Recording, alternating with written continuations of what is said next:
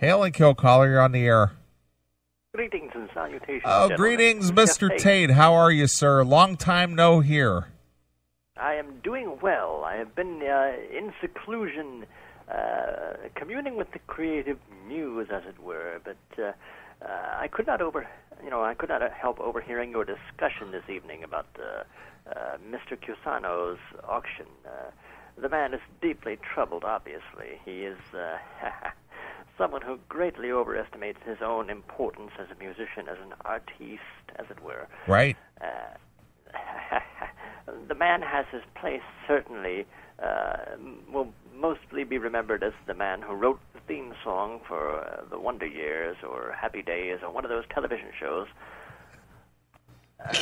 One of those silly television programs that, youngsters used to watch in the 70s and days of yore, and it's part of the American fabric. Oh, yeah, then he went and joined KISS. Right. Big deal. But to charge these sorts of exorbitant prices, if he can do it, I would like to use your program, if I may, and I am deeply, I regret butting in and dumping this in your laps, as it were. I would like to announce the Geoff Tate auction. Okay.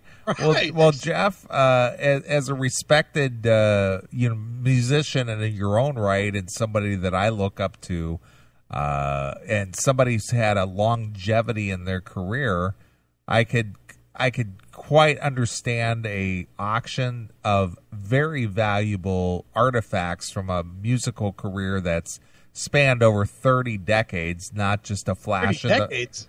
3 decades. I'm not quite that old. Yeah, I understand, but not a flash in the pan like a Vinnie Vincent. No, absolutely not. Lest I remind you, I am the voice of Eansquay Icray. You're the voice of Operation Mindcrime. That's all that matters. Of course. And even though you may have noticed that I recently snuck out another release under the Queensryche name that, still rightfully should belong to me. Last week, the Frequency Unknown Reloaded. I'm sure you were aware of this, right? Right, we were. The Billy Sherwood material. Absolutely. Billy Sherwood. William is a wonderful composer. He is a wonderful arranger. He is someone who has whose musical horizons are quite far beyond the typical heavy metal, which is exactly what I wanted when... Well, never mind that, but let us talk about the auction, shall we? All right. Well, what do you have up for bid, Mr. Tate? Well, first of all, I have one of my smoking jackets. Oh, my. I have the smoking jacket that I wore on numerous occasions when I called into the Classic Metal Show. Wow. I think I would go at a minimum bid on that at least $20,000. Stop it. That is very insulting to Mr. Tate. 50 It's G's yours, minimum, Billy. and that's a bid, not a buy it now. I said a minimum bid. Minimum is what I said. If Vinnie Vincent can go $10,000 on a shirt, I think Mr. Tate could command $20,000 as a minimum on a smoking jacket. Well, unless I can get in and adjust these auction settings on this Google machine, you've already bought the thing, Neely, because I am... I suppose I'm a far less demanding, a far more generous man than Mr. Cusano. I was only asking $50 for it. $50? $50? Wow. Well, Why so little, Jeff? Is it because you took all that money from those other retards that are now calling themselves Queensryche? You don't need the money anymore? Well, perhaps, when you're sitting in your chair, and one butt cheek is much higher than the other because your wallet is so stuffed, you get to feel magnanimous toward your fans and your friends and people who've supported you all these times. So it's a going out of, well, not a going out of business sale exactly, but it's a liquidation, as it were. Sure. I have some things that are cluttering up my life. I want to give this to the people who supported me. So, I'm feeling generous. It's a big markdown. You know, Sunday, Sunday, Sunday. Well, Geoff, before we get too involved in the auction, can I ask you a question that's not auction related that I've been meaning to ask you, but you have not called in a while? All right. What is your impression of those other guys now basically begging for investment money and fan back campaigns in order to make to allow the band to continue?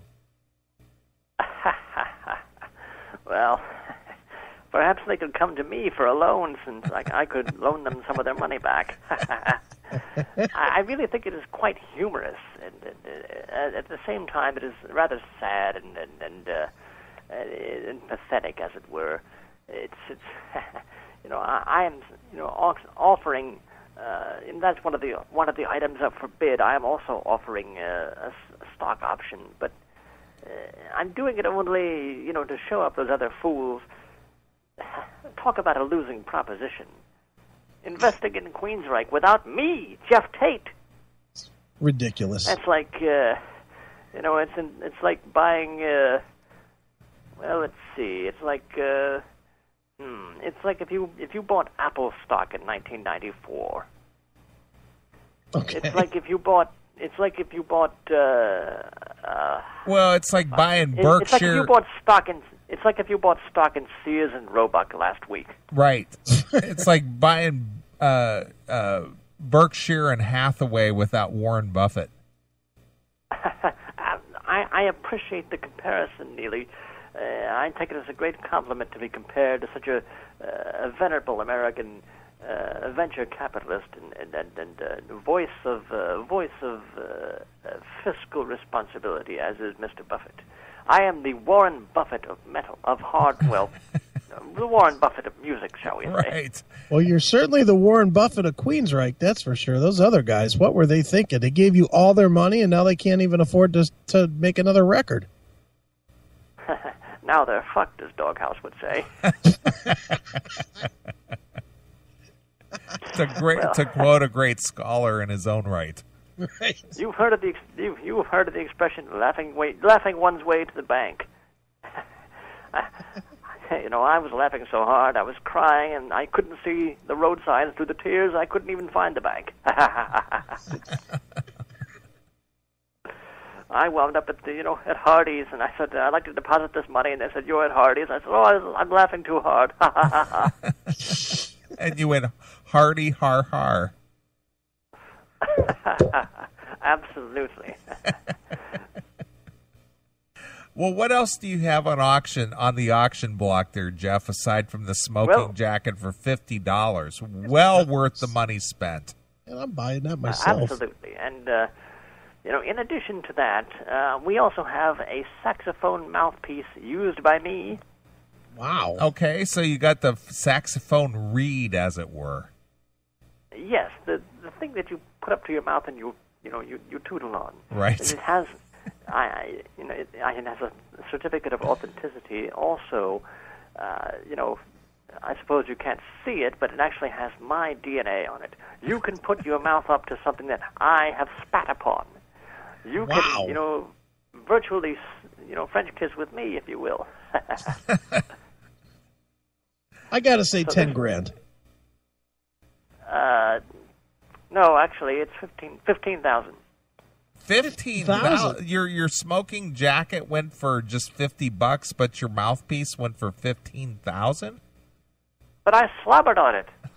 Well, that is true. You could put your mouth where Jeff's mouth has been. This saxophone mouthpiece it's like a musical representation of Susan's clit. Jeez. Well, These are the things that my mouth works most vigorously upon. Right. Susan's clit and my saxophone. Exactly. And this is the centerpiece of the Queensryche Cabaret shows. My saxophone playing is it's a musical embodiment of my cunnilingus prowess. It's a little tongue action, little lip action, and it could be all yours. Absolutely. When the fever strikes me, I just, get down on that thing and just go. Right. All right. So we got two worthy items here. So what's next on the auction block? All right. Also, we have a cigar butt. I have smoked the cigar and saved the butt and rolled it up in a napkin, which I have also used at it was actually at an Insania wine tasting event. I have signed the napkin, rolled the cigar butt in it, and also I wiped my mouth with the napkin. So there might be a little bit of some cheese stains on the napkin. Wow. This seems... So do you get the napkin and the cigar butt? Yes, they're a package deal because I've already wrapped the cigar in the napkin. So it's a napkin that's autographed. You dabbled your lips with it, and it's rolled with a cigar butt. Man, that's generous. Yes, wow. Absolutely. Well, all right. So we got a saxophone mouthpiece, which is $15,000. I can only assess that this might be just a little lesser in value. What? A little lesser. Insane. I'm going to go with $12,500. I'm going $25,000. No, $250. $250,000 or $250? $2.50. $2. Wow. It's junk. It's trash. I'm not the sort of person who makes my fans pay for trash. Wow. So many places we could go with that, Steve.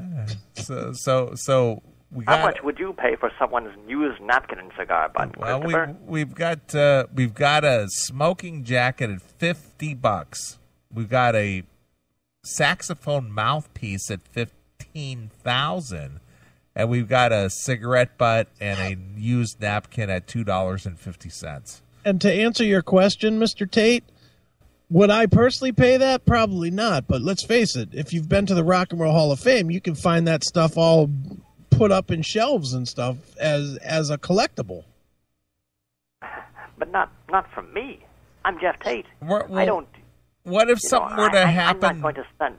Well, what if you I'm were not to? going to send my artifacts off to some Hall of Fame. I transcend halls of fame. Right. I am my own entity. You're getting your shot at the Geoff Tate Hall of Fame. That's right. So if something were to happen to you, God forbid, tomorrow, Geoff, and you were to leave this mortal coil, do you believe that napkin and cigar butt would, increase in value? Or do you think that the curators at a Hard Rock Cafe or a Rock and Roll Hall of Fame could possibly be in pursuit of those items to display to celebrate the life, the music, and the untimely demise of such a superstar musician? Reports of my untimely demise have been greatly exaggerated, first of all. Second of all, it is certainly possible that there are professional curators and professional artifact hunters, as it were, in the hunt for these artifacts. But this is why I am making the announcement on your program, because I know that you both of you fellows and your chat room are full of die-hard, true Geoff Tate fans. So, right. I'm choosing my avenues carefully as to where I'm making the announcement, where I'm making these things available, so that they can go to people who truly drink the Insania wine, as it were. That's right. Sure. Geoff, do you think there'd be any value in Jimmy Jameson's meth vomit? I wouldn't pay for it, but didn't he sing on Eye of the Tiger? No, he did not. Or did he? Oh, Jukebox Hero, right? No. Jukebox. Can't fight this feeling? How about High on You? Yeah. That would be more appropriate. How about Don't Stop Believing? No. Oh, not the same guy. Who are we talking about? Jimmy Jameson, second singer in the band Survivor. And the first one to die, though. Survivor.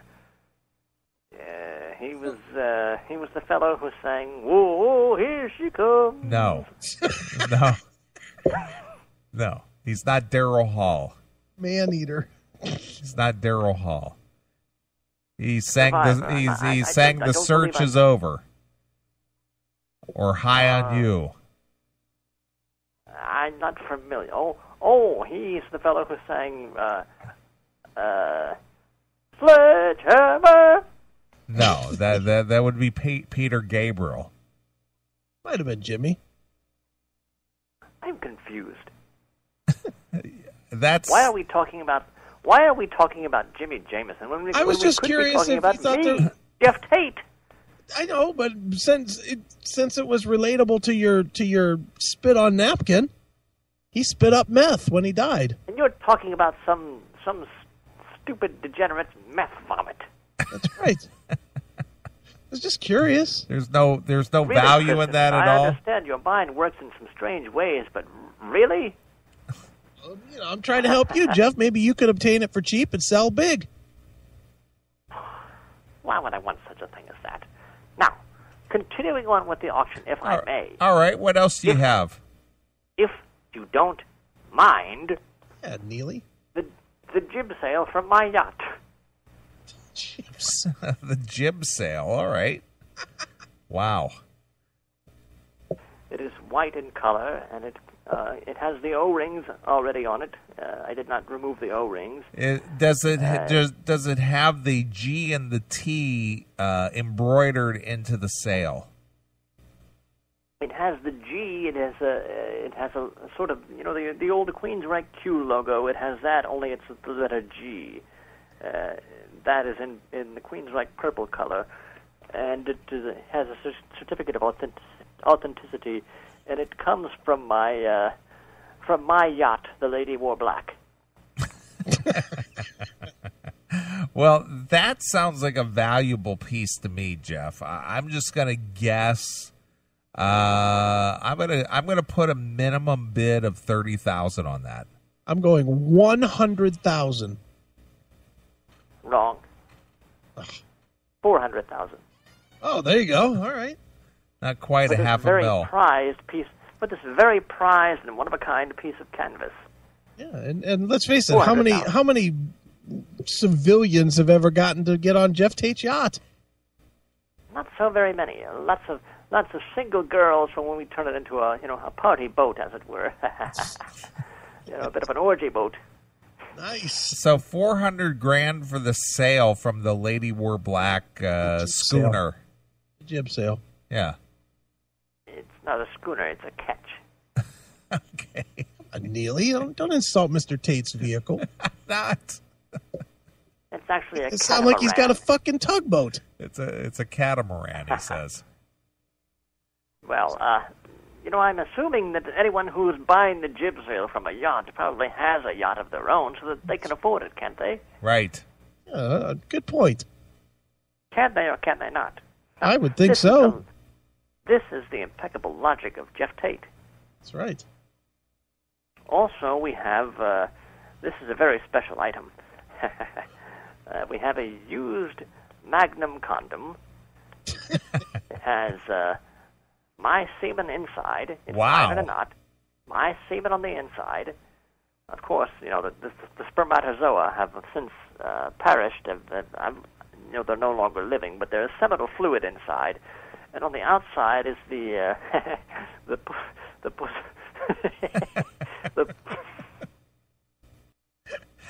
the pussy juice of who? Well, I'm not sure who it is. That's the funny part. Who said it's pussy juice? Now, is that pussy juice clear, or is it that white clobbered?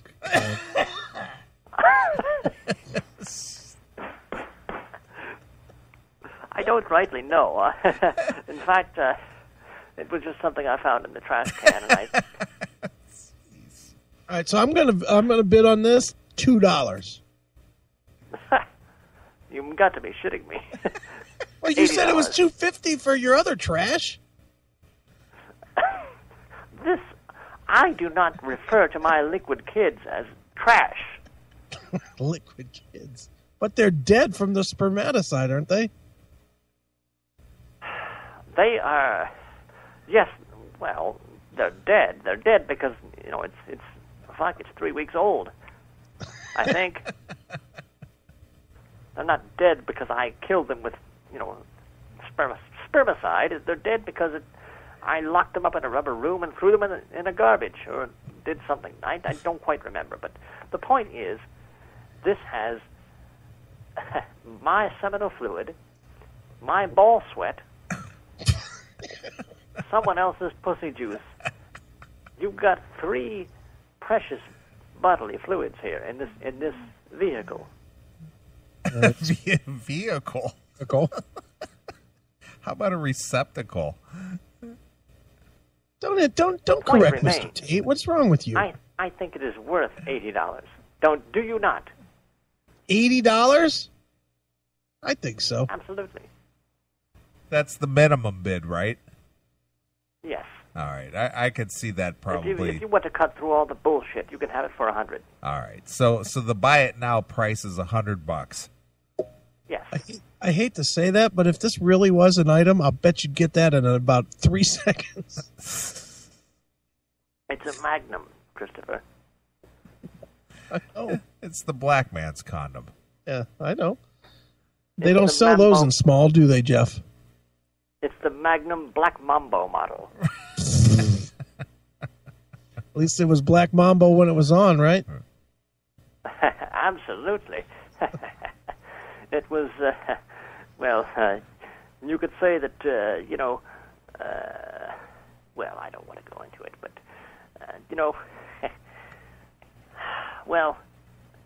just put it this way. It was the biggest they had out there. It's only befitting, wild black bucks like myself. Right. It was like a car tire wrapped in a pool cover, right? You could camp out in this thing. Sure. My dick is so big, clouds come out when I come. All right. Well, what else you got, Jeff? Anything more? I'm still going through the archives. Oh, here we have one of Miranda's used tampons. Or is this Susan's? Give it the sniff test here. Must be Susan's. Does Susan still bleed? You want it? I'll give it to you for free. Throw that in as an added bonus. Absolutely. You buy the condom for $100, I'll throw it in for free. Wow. Man, that's a bargain.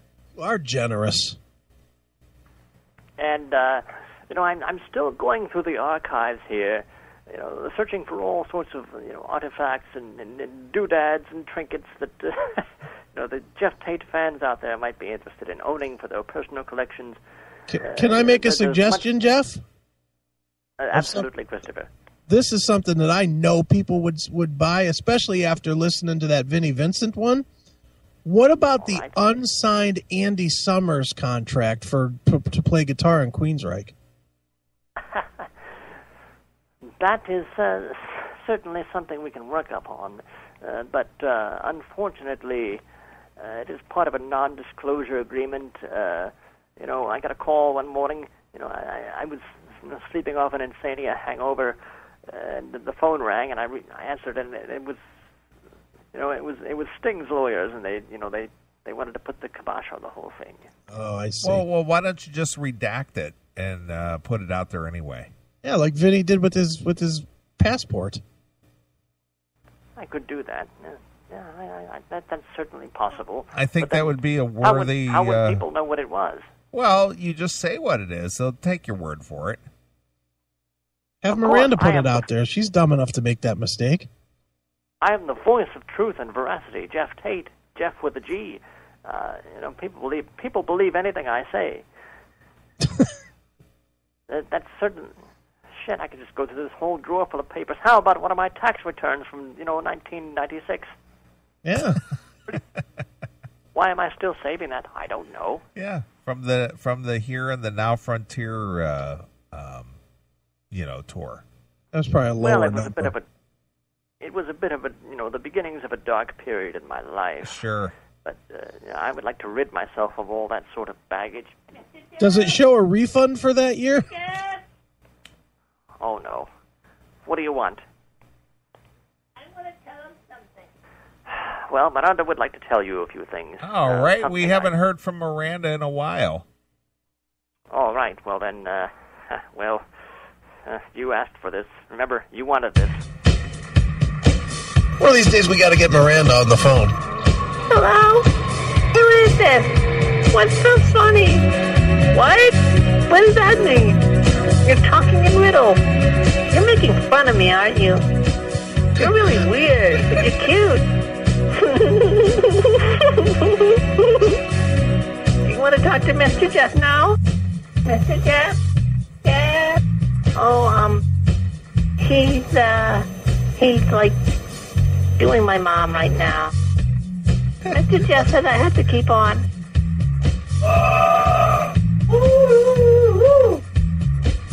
Do you like Precious Pup or Muttley? Hello? Come on, Dustin, I know it's you. I'm gonna get Mr. Jeff. Mr. Jeff! You know, the salami game? Well, I've got some secret places.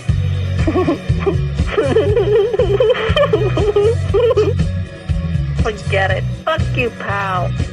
It's time for America's Next Top Model anyways. Hand job.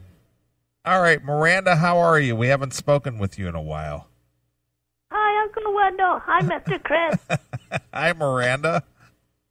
Hi. I want to tell you about, Halloween. All right. All right. Did you dress up for Halloween, Miranda? Yeah, we had a party, and, I did tricks and treats. You did tricks and treats? Yes. I was a ghost. But I was a special kind of ghost. Oh, yeah? What kind of a ghost were you, Miranda? You want to guess? I couldn't even guess. What kind of a ghost were you? A slutty ghost. A slutty ghost? Yes. Exactly what does a slutty ghost do? I wore a sheet with, eye holes and nothing under it. And another hole, Mom said strategically placed. At crotch level, Miranda? Hey. Yeah, kind of. So I was a slutty ghost. Did it look like a floating red donut? Yeah, I guess. And we played games and stuff. What kind of games did you play, Miranda? Like bobbing for apples. Where were they bobbing for him really... at? Well, Mr. Jeff was actually in the tub, but I didn't see it till I got underwater. So it was like bobbing for anacondas. What's that? Was it like bobbing for snakes? I don't like snakes. Did you like that Don't snake? talk about snakes. It reminds me of being in the basement. So Mr. Jeff was in the tub and you were bobbing for apples? Yes, he was there, and then the great pumpkin came. Where did the big pumpkin come? Everywhere.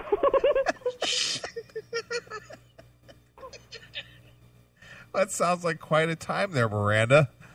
Did you It was like Did you enjoy it was yourself? really fun. Yeah? And I got lots of candy. Yeah? I got Snickers and Twix and Skittles and Baby Ruth and stuff. Right? Candies from strangers? What's your favorite candy, Mr. Chris? My favorite candy? I don't know. Yes. Dots. Those are okay. What about you, Uncle Wendell? I like peanut M&Ms. I like those too. They remind me of, well, they like melt in your mouth, not in your hand. Right. Good Lord. And you know what Mr. Geoff said when the Great Pumpkin came? He went, ah! Now, what did he say, Miranda? I got a rock.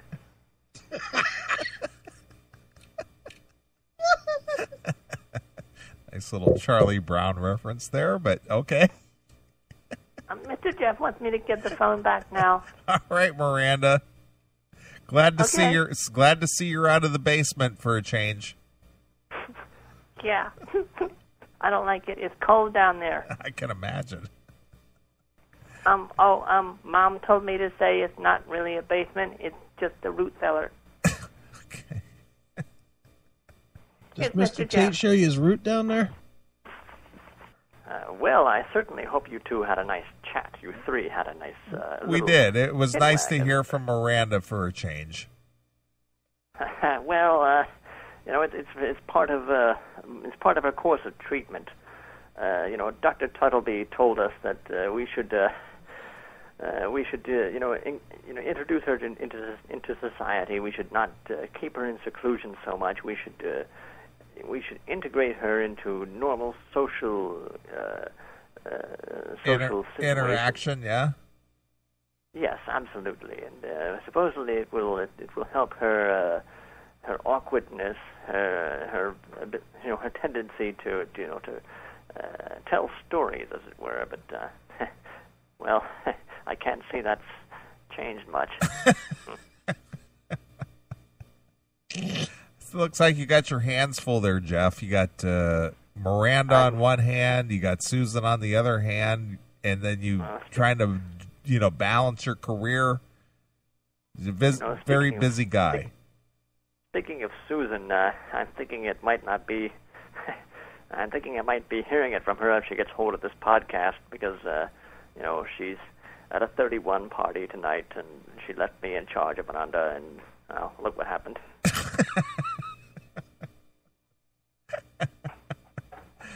Oh my God! Well, gentlemen, I guess I better make a start of cleaning up this mess before she comes home.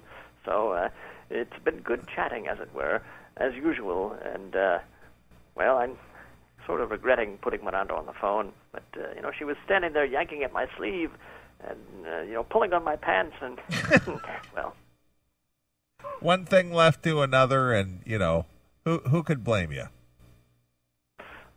Absolutely. She can certainly be persistent. But, everyone has their cross to bear, as they say. That's right. But, don't forget to, put the word out that I'm having this auction, and, don't hesitate to, make a bid if you any of these items seem to strike your fancy. And, of course, there will be more coming. Coming. Oh, yeah. All right, Geoff. Well, it's been good talking with you, and we'll do it again soon before the end of the year. And thank you very much, and fuck you, pal. And